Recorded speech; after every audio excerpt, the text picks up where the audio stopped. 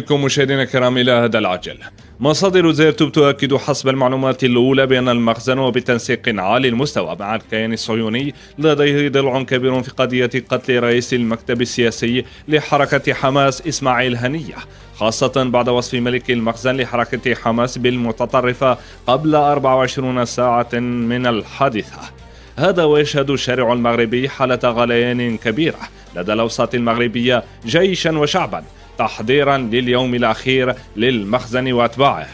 الأمر خطير جدا في المغرب، حيث شهد اليوم الأربعاء فرار 17 ضابطا مغربيا إلى إسبانيا والعثور على 3 شرطيين مذبوحين في الدار البيضاء. الله يحفظ ويستر الشعب المغربي. وصلنا وإياكم إلى نهاية هذا العاجل.